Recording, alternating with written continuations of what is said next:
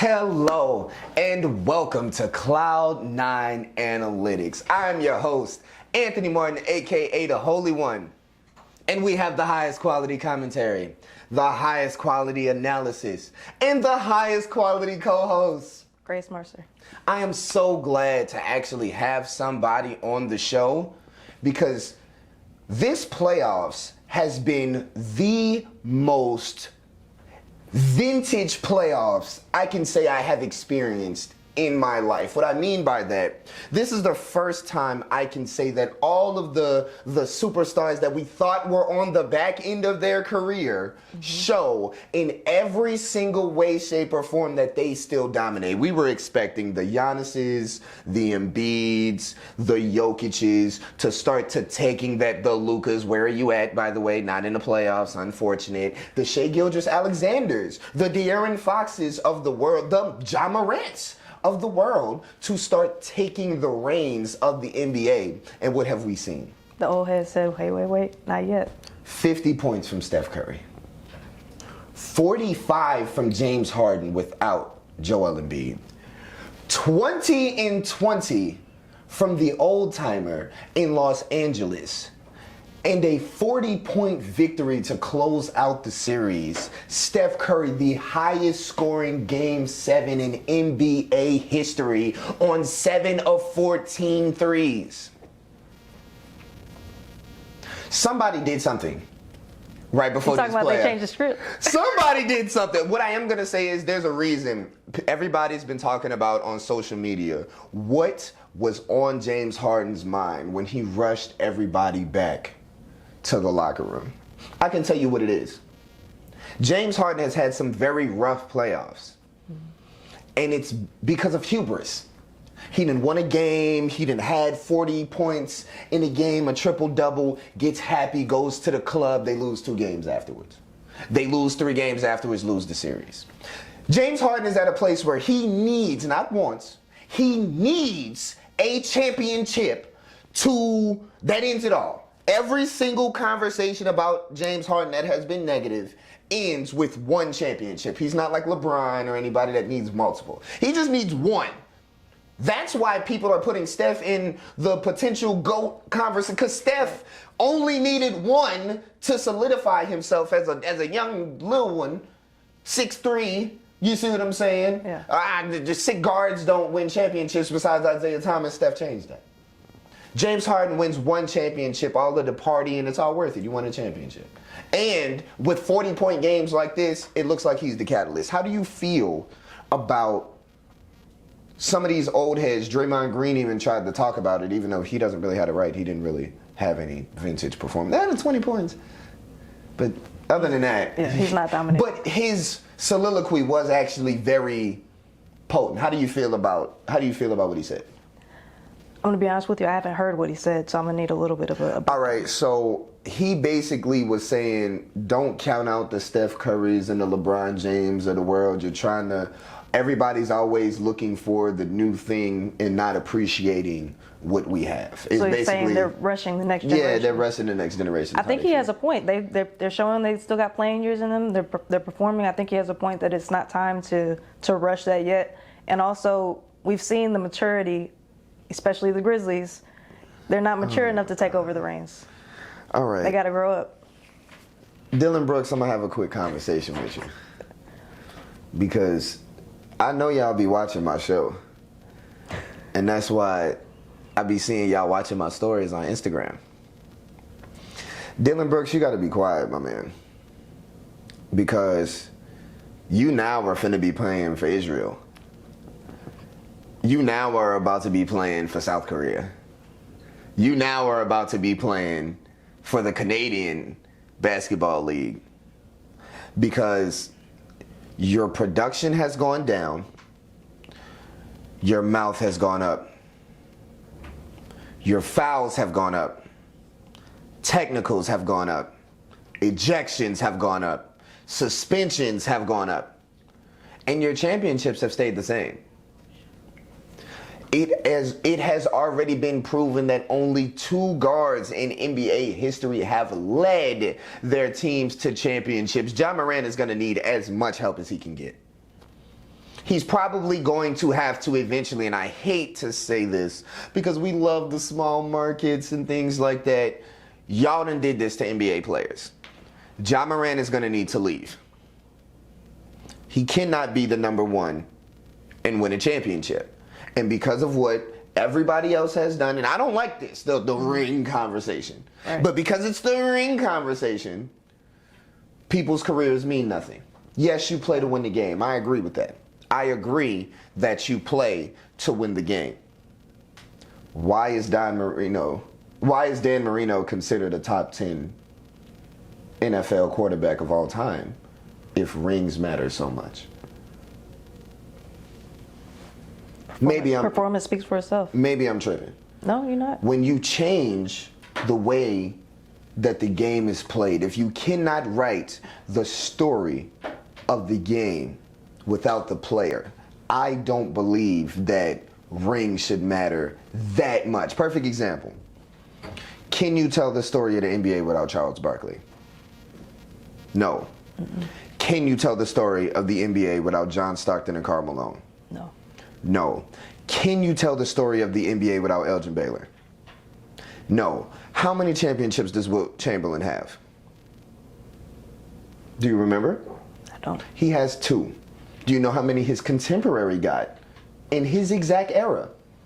11. Can you tell the story of the NBA without Wilt Chamberlain? No. But apparently, rings are the only thing that matters. You can tell the story of the NBA without Robert Horry. And it's about to get to a point, unfortunately, where you can tell the story of the NBA without Kawhi Leonard. And I didn't want to do this. I didn't want to do this. But there was points where people were saying Kawhi Leonard was the best player in the league.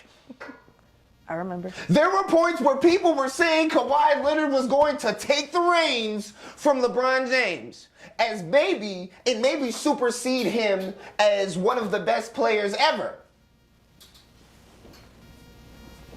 Can Kawhi Leonard start for your team next year? I don't know. Can he start? Does he start? Is he healthy?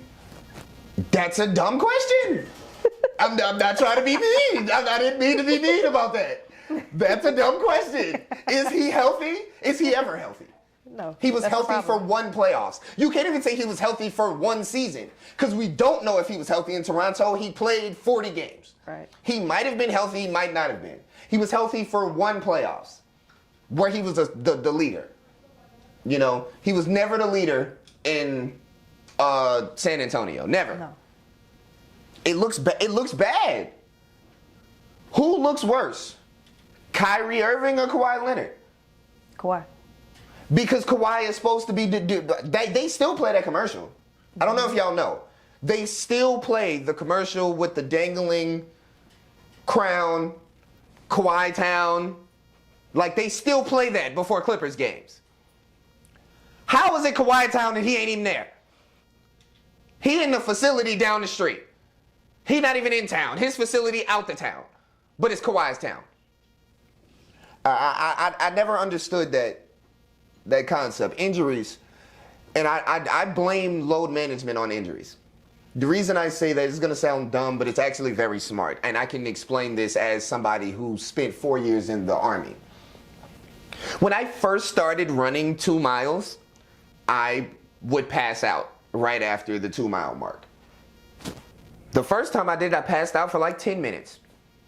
After about the 15th time of me running 2 miles, I passed out for like a half a second. I was like, okay, I'm back. After about the 50th time, I stopped passing out. Because I kept doing it every day, regardless of how it made me feel. So when you take practices away, that takes some of the, you got to develop calluses. You got to develop muscle memory in these places. What happened to conditioning? Just because you made it to the league don't mean you stop conditioning. What happened to conditioning? Yes, Michael Jordan was a freak of nature, but to play 10 seasons of 81 to 82 games. We talk about LeBron James, LeBron James has multiple, over 10 seasons of over 70 games. This makes me ask a question though. Go Do ahead. you feel like this wave or this generation of players are being less focused on taking care of their bodies? For example, the John Morant situation of people saying if he keeps attacking the basket like this, he's not going to keep playing for long. What do you think about that? Do you think that their priorities are a little bit skewed? All right. Everybody's trying to win right now versus play the long game. I kind of consider it the Conor McGregor theory. And this isn't something that I invented, but it's something that I kind of fully understand. Conor McGregor was the best fighter in UFC for a while. Mm-hmm. Then he made $200 million fighting Floyd Mayweather. I don't really want to get kicked no more after making $200 million. You got a point. So with that, I'm Kawhi Leonard. I'm Kyrie Irving. God name a plethora of NBA stars at this point, and I'm making $170 guaranteed million, and my knee hurt even the slightest amount. I'm not playing. Mm-hmm. I'm not playing. I'm not losing no money. It's crazy that NFL players don't have guaranteed money, and they have to try hard to stay healthy. Like, you cannot play football halfway, and you will injure yourself. I feel like it should be flipped. Why is an NBA player's contract guaranteed and they don't have to do much, they don't have to play much, and there's a chance that they could literally hinder your team by being bad themselves? One bad player on an NFL team does not affect the team. One bad NBA starter ruins your team. For the whole season. Dylan Brooks is making how much money? And he actively was a hindrance. Mm-hmm. Do we all remember Chandler Parsons? Yeah. Does everybody remember, and I hate to use this because he's a Hall of Famer, does everybody remember the Carmelo Anthony deal? We can talk about even more recent. Does everybody remember the deal that Brooklyn gave Kevin Durant and Kyrie Irving? If those contracts weren't guaranteed, don't you think they might have cut Kyrie a little bit earlier? Don't you think Chandler Parsons might have gotten out the league a little bit faster? Don't you think people like Luol Deng wouldn't have been getting paid by their team 10 years after that? So who's, aside from the NFL not having guarantees, which obviously needs to change, Certain positions. Like, not certain positions. Certain contracts, certain players. do you think that's on the players for allowing the contracts to continue that way, or like Yes. players union, or is it on on the league? It's 100% the players. Because, yes, the owners can act like we won't let you play. Every lockout where the players held out, it worked. Ask the NBA. Ask baseball. We can name 6 lockout seasons in the NBA. Soon as the players got what they wanted, they went and played, didn't they? Didn't LeBron win an MVP in the lockout season? Didn't don't y'all remember San Antonio winning the championship in the lockout season? Like, we remember that. Nobody cared that it was less games. The players got what they wanted. We watched the games. Nobody cared.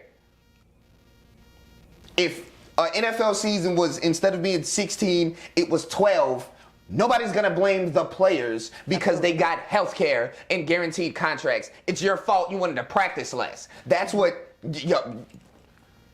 They wanted to practice less. And they wanted less rules when it came to smoking weed and gambling instead of health care and guaranteed contracts. Deshaun Watson is an outlier. It's not happening again. Unless Joe Burrow got the agent of a lifetime. Joe Burrow's the next person that's going to have the opportunity. If he does it, and not to be no type of way, and I don't think it's a race thing. Okay. Lamar Jackson does not have the play style to negotiate a 100% fully guaranteed contract. He doesn't have it. Jalen Hurts doesn't have it. He got injured in the playoffs. He got injured. Right. He didn't get injured bad, but he got injured. Patrick Mahomes has shown that his injuries don't affect him. He's a pocket passer. If he wanted guaranteed, Joe Burrow has been, he was only injured that one season. He can ask for that. Right. He's not going to get hurt. He changed life, Super Bowl appearance, potential MVPs. If he asks for it, he can get it. I don't think he's going to get less than Deshaun, though. That deal was bad. And I think Deshaun is never going to be a good quarterback again. I agree with you. I don't think Russell Wilson is ever going to be a great quarterback again. And unless Russell Wilson is a top 10 quarterback, that contract is bad. So flip the NBA analogy of the old heads being rushed out. Do you think it's time for the old heads of the NFL in terms of the quarterbacks to go ahead and step aside? That's the thing about the NFL. That's why we love it. That's why the NFL is the best sport in America. Because we love football. Right. We don't love... Tom Brady's cool. Drew Brees. I'm a Saints fan. Drew Brees, he's cool. Yeah. You know? Who else? Jamar Chase, he's cool. Patrick Mahomes just won 2 championships, 2 MVP. Yeah, right. It don't matter who's playing with. It don't matter. It's football. I want to see it. Right. How do we know that that's the truth? Look at the USFL's ratings. They're getting better by the year because people just needed to know that football was on. I don't care who's under it. That's why they wear helmets. 1, for safety. 2, because we don't have to see nobody. It helps. Yeah. You can barely read the names on the jerseys unless they score in touchdowns. Who cares? In the NBA, LeBron in year 20 is the highest jersey seller. Steph Curry, year 14, I think. 13, 14, highest jersey, second highest. Who's third? Kevin Durant. Year 13, year 13, year 20. You know? Yeah. It's the face. Russell Westbrook hasn't been on a good team in God knows. A long time. It's the face. We know who Bradley Beal is. Why? We should not. Name me 5 players on the Carolina Panthers. I can't. All right, then. You don't have to, though. Yeah. You see what I'm saying? You just need to know the Carolina Panthers. Right. I've almost said the Wizards' name wrong, the team, but I know who Bradley Beal is. It's the face. It's about it. That's the difference. It's like that in baseball, too. It's more the face. I can't name all of the baseball teams, but I can probably name a player from all of the baseball teams. Right. I can't name no hockey teams. I can name about 5 hockey players. Football is not like that. It doesn't matter who it is. We thought we'd never be able to live without Terry Bradshaw. We thought we'd never be able to what? Then we had Troy Aikman. Then we had Dan Marino. Then we had it's so much. Like, oh yeah, the NBA moved on without Jordan, but they're still talking about Jordan. Still talking about Wilt. Still. Classics are classics. Classics are classics. Tom Brady will be forgotten in 5 years. Not forgotten negatively, but like when it comes to the conversation, they don't even talk about when Tom Brady was doing what he was doing before he was better than Joe Montana. We still better. So do you think the extra year hindered his legacy or image? Who? Tom Brady. No. Because history only cares about the positive. So, you want me to tell you how I know that? We thought Tiger Woods would never get over the car accident, the golf club. That don't get talked about no more. Remember when he won in 2019? That's what we talk about. He's one away, and that's all we care about. Yeah. Time heals all. So with that, nobody's going to remember that this was the divorce season. Nobody's going to remember that this was a bad season in his last season. He won 7 championships in 20 years. No one cares. You know what I mean? Yeah. Nobody cares. Jordan retired twice. The moment he did not have the perfect team, he retired. Retired. Like, had that happened in 2023, that would have destroyed his image. Time heals everything. It does. Speaking of the NFL and NBA, you have a very interesting theory I want to hear. Yes, I have a theory, and it's way outside the box, and there's a lot of behind the scenes things that would have to be put in place. But I think the WNBA and the NFL would be an ideal partnership. Partnership. All right. I don't know how else to phrase it. I don't know how it would work business-wise, but explain it. So, Mark Davis owns the Las Vegas Raiders and the Las Vegas Aces, the WNBA team. Mm-hmm. And they're the defending champions. The Aces are popular. They are. And they're a very new team. The Aces are popular. They are. And I didn't know that they were new. Yeah, they're new. Okay. So, and he's put a lot of investment into the team, into the players, and you've seen the success in his investment and the way he structured the organization. You can tell it's slightly inspired by the way the NFL structures their organizations. They just opened a multi-million-dollar headquarters and training facility, the only WNBA team in the league to have that. So I think that's a template that the league can follow. How that works in terms of a partnership, what teams work with what teams, I have no idea. But I do know that the NFL needs to improve its image with women. And that's a great place to start. My goodness. If we don't even need to go into that. Yeah, it's a slippery slope, but you got to start somewhere because it's only going to get worse if you don't do something about it. Can you name me a couple WNBA teams, like the cities that they're in? We got the Dallas Wings, we got the New York Liberty, we got the Connecticut Sun, we got Chicago Sky, LA Sparks, Phoenix Mercury. All of these have an NFL team. Every single one. Even Connecticut has the Patriots. Every single one. Is there a WNBA team in Washington?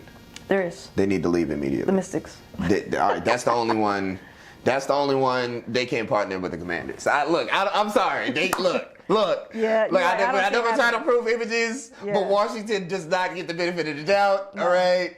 They just don't get no WNBA partnership. They just that might be some of their everybody's. Well, I'm always a champion for expansion of the WNBA, and it's not feasible right now with the way it's structured. Something's got to give. So why not, figure out a balance or another investment source to help with all the arguments that always. It doesn't make sense to me when people shoot down the concept of women's basketball. They say the league's not profitable, nobody watches. Okay, are they supposed to stop playing? What's your point? At some point, they're going to have to keep working to eventually be profitable, but it's not. Nobody's saying that they're going to be profitable overnight. So that argument never makes sense to me. But at some point, there's going to have to be some adjustments in terms of investments and the business trajectory. Otherwise, it's not sustainable. One thing I'm going to ask you as somebody that is well-versed in NBA and WNBA, that watches both games. Mm-hmm. What are some things that the WNBA needs to improve on? Marketing. That's all you think it is? Like, do you think the product that's... You're talking about in terms of the quality of the play or the... Yeah, like, dude, I'm not saying that any of these things are... I'm just asking your opinion. What do you think it is? We're seeing, especially with this newer generation of players, the women's basketball game is evolving majorly. So, people are saying the game is boring. It's not as boring as it used to be. Definitely It was never boring to me because I've always been a fan of fundamentals and, really sound, solid basketball. And women's basketball, you're going to see that a lot more. Now, I don't know if you'll agree, but women tend to stick to the fundamentals where the men freestyle a little bit more. And so that's one of the things I've always been a fan of when it comes to women's explains why game. some of them don't have championships. You got a point. They be trying to freestyle all the time, play hero ball, Kobe Bryant. They go rogue a little too much. A lot too much. All right, one thing I will say, WNBA might need to... Steph Curry might have changed basketball more than we think. Because if the WNBA becomes popular, it'll be because of the fact that the dunk has not been as popular. I think that's changing, though, because there's some of these newer players, younger players, they're dunking now, too. No, I've seen some women go crazy. Yeah. But what I am saying is, in the sense of, the three-pointer is way more exciting now because of Steph Curry. Yeah. There's some WNBA women, got shooters. Yeah, there's some women out here that, with people in their face, off the dribble, half court. Killers. It's very interesting to see somebody make 5-6 threes in a game on 13 attempts. So it doesn't look like they're just jacking up. It helps. Right. Steph Curry might have been the catalyst to people starting to want to see fundamentals more. Handles and shooting is something that is becoming more prevalent instead of just athleticism and dunking. And handles and shooting is something the WNBA has always been the bread and butter. Man, look. You got Sue Bird, you got the dynamic point guards, you got Chelsea Gray, all these. The point guards are the superstars in a lot of ways. It's kind of in limbo, but generally, historically, the point guards have been the superstars of the WNBA. What's the young lady's name from Iowa? Caitlin Clark. I feel like she might really do something when it comes to like the popularity and just like she might actually She might actually do something. She cold. At the next level, I don't know that Iowa has a repeat season next year like they did this year. I don't think it's doable. I mean, that's fine. But when she hits the league, yeah, it's gonna be crazy. It's gonna be a Steph Curry effect. She might also be, her and Angel Reese might also be a catalyst too. They're gonna have to change that college rule for women. They need to be able to leave earlier. Like, I don't think they want to leave, and so a lot of people ask Angel Reese, was she gonna leave this year for the draft? Because she was eligible. She's making money now. She don't want to leave. Why would you leave when you're making more money with the NIL than you might get in a rookie contract? all I'm gonna say is, it takes stars to make a league like that. And this next generation is full of stars. You got Flajay Johnson, who's a rapper and a superstar basketball player. They're multi-talented. They're modeling. They're businesswomen. It's changing. The game is changing. Honestly, I agree. Now that the more you think about it, even if the NFL doesn't necessarily do anything but put their logo and the money from the NFL, or even the business support, it doesn't have to be front-facing in the public. Just on the business back end, the ACES has been an example of how it works when you have the right structure.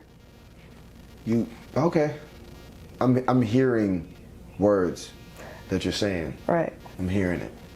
It's the wheels is turning. I don't know if anybody else is picking up what you're putting down, but I kind of see it now. At first, it was just NFL, Schneider. That's all I thought. All I thought was no Washington Commanders. That's the first thing that went to my head. Well, what prompted that's this was everything negative, you know. I saw that video of, I don't know if you've seen the facility. It's crazy. Yeah, I have. And I saw that and I was like, this is insane. There's literally no other team in the league that can afford this, that's going to get this.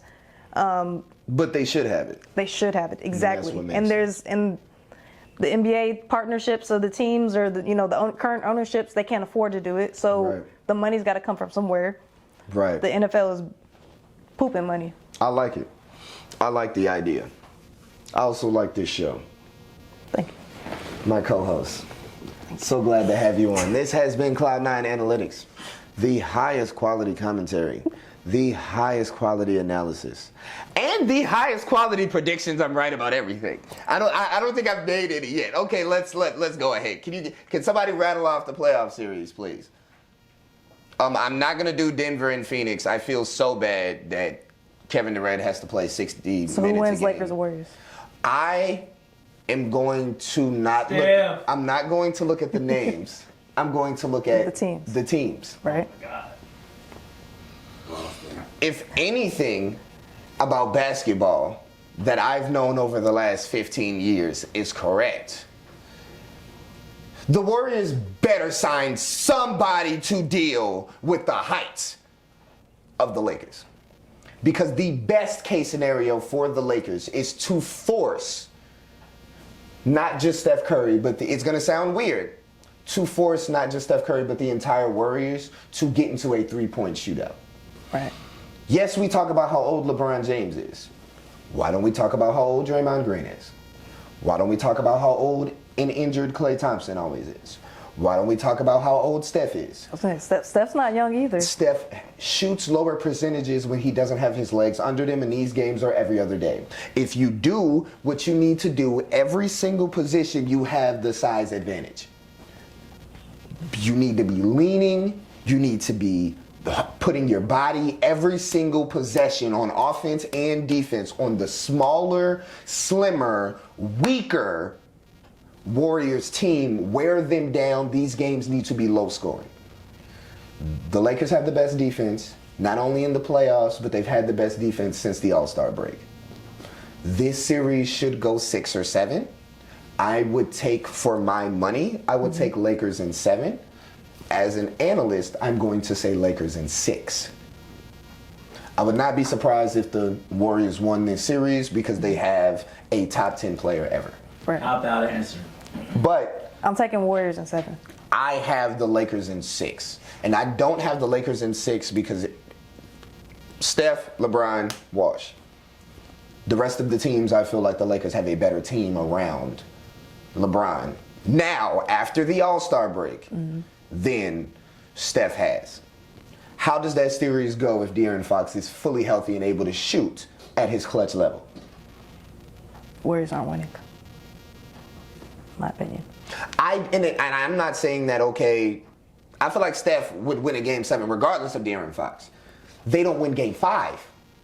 And it goes down 3-1. Right. And then it's over anyway. That's where my head is at. Okay? So I'll take that one. I don't know who won. I think, didn't Miami play the Knicks yesterday?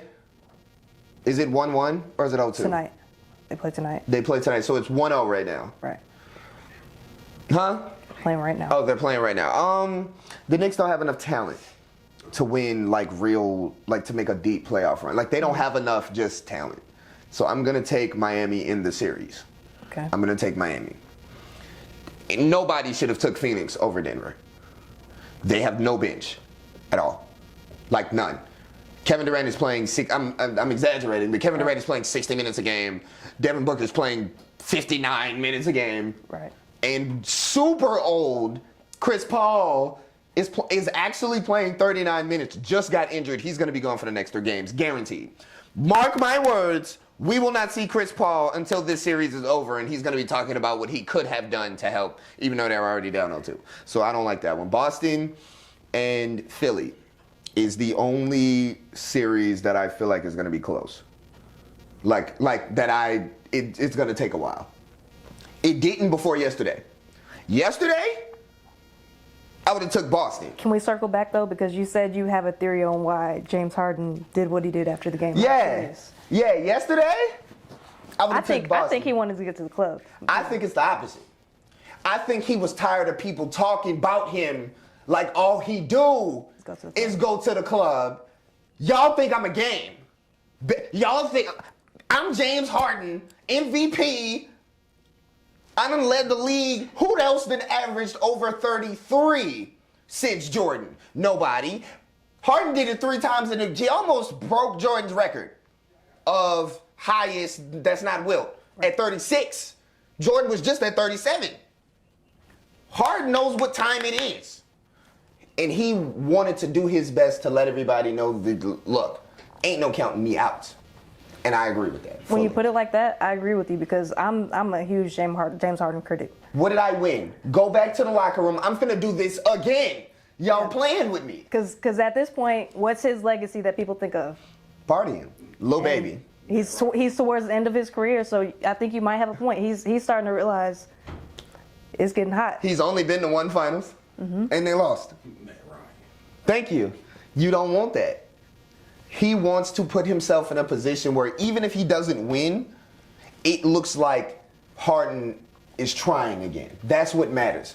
Ain't no celebrating a one game win, and we don't have our superstar. We still have work to do. That's why he went to the podium and he was like, I don't know why y'all are so surprised. I'm James Harden. Obviously, James, you should know. Why we're surprised. Yeah, come on now. Yeah. You should know. But yeah, so I'm going to take Boston because for the 4th consecutive season, Joel Embiid has ruined me. Every year, I come on this show, sit right here, in front of my boss, in front of the whole world, and I pick Philadelphia to win the East. Every year, I do it.